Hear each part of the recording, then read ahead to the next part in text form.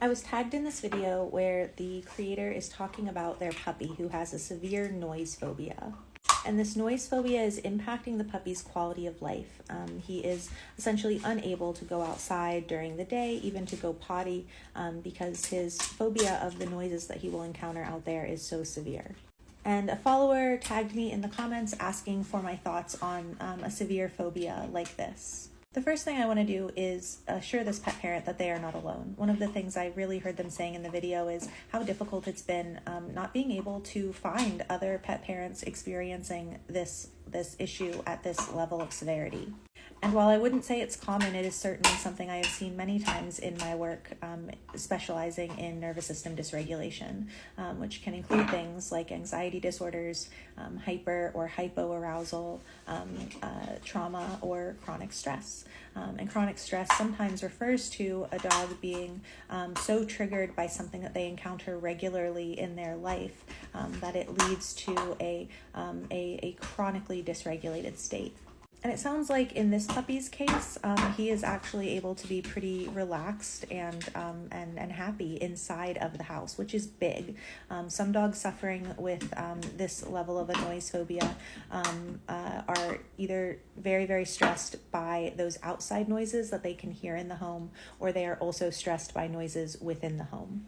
I also just really wanted to commend this pet parent for the wonderful job that they are doing. This is not the sort of thing that anyone usually even has on their brain as a possibility when they bring home a puppy.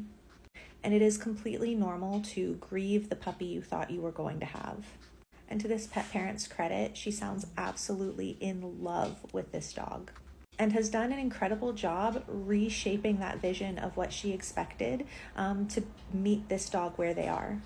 She describes them as currently living in maintenance mode, and I think that's very much our management mode, where we are preventing negative associations from strengthening, we're preventing stress from stacking, and we're keeping everybody safe. That's vital, especially for a dog in adolescence who is still especially vulnerable to toxic levels of stress. This pet parent was given the advice of flooding the puppy, did that for a second, and then said, absolutely not, I can't do this to my dog, which I absolutely think was the right call. And she's talked about the ways that she is working to get her puppy, the physical exercise, the mental enrichment, the social enrichment that the puppy needs while keeping him feeling safe. She also talks about how in the new year they have an appointment with a veterinary behaviorist, and that would absolutely be one of my first recommendations, is to connect with a board-certified veterinary behaviorist. My other recommendation, sort of going along with that, would be a thorough physical health check. It is very, very, very, very, very common for dogs with noise phobias or sound sensitivities to have comorbid health issues. But there are a myriad of other reasons that puppies who have had their needs met throughout their entire lives and never had a noticeably traumatic experience might display a large phobia or an anxiety disorder. There's genetics. There's early environment to include position in utero, litter size, birth order, maternal care. There's maternal stress during pregnancy. There's physical health and pain. There's epigenetics. There's so many factors outside of the nurturing that we provide once the puppy comes home. I wanted to share a couple of stories. One thing that this commenter mentions is the acceptance that this puppy is never going to be the puppy that she originally envisioned, and that the veterinary behaviorist shared in some of the resources they sent over that this is not the sort of thing, severe phobias are not the sort of thing that are cured. And this is true. We don't cure anxiety disorders. We don't cure phobias. We don't cure trauma.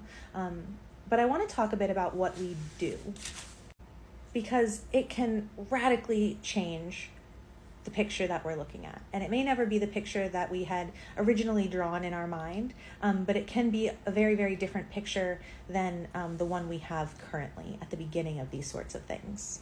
I don't usually share stories of specific cases, so I will just say up front that I'm not going to take you through all the details of the case. Please understand you are getting just a tiny little piece. There's a lot of context missing, but my intention is to deliver some hope.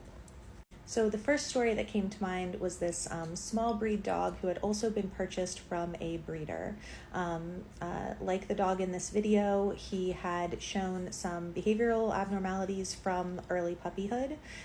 He had some comorbidities with the noise phobia, but the noise phobia at the time I met him, when he was several years old, was the most present and pressing concern. Not that we're not always taking a holistic approach, but the noise phobia was really the thing impacting his quality of life. And this dog was a combination of a severe noise phobia and a very unfortunate environment.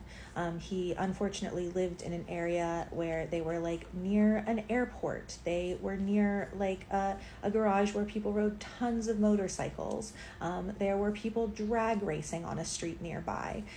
There was like some chronic construction happening in the neighborhood for like a long time, months.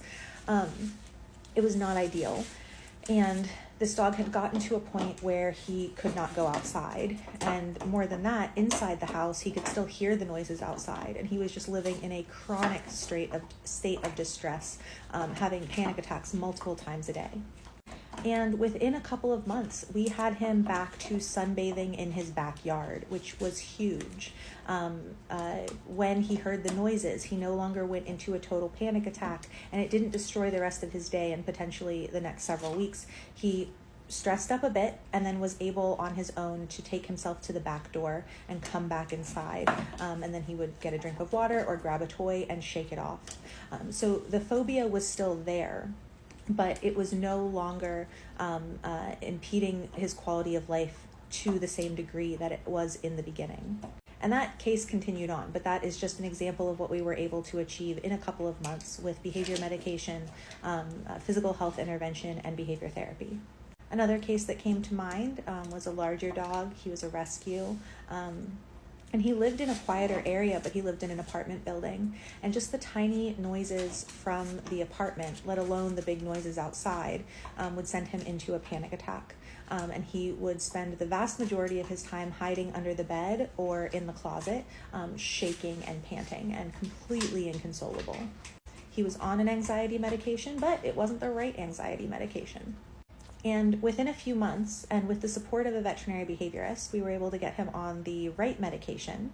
And then with some behavior therapy, some good management to prevent the stress from continuing to stack, we were able to get him to a point where he could go on walks again.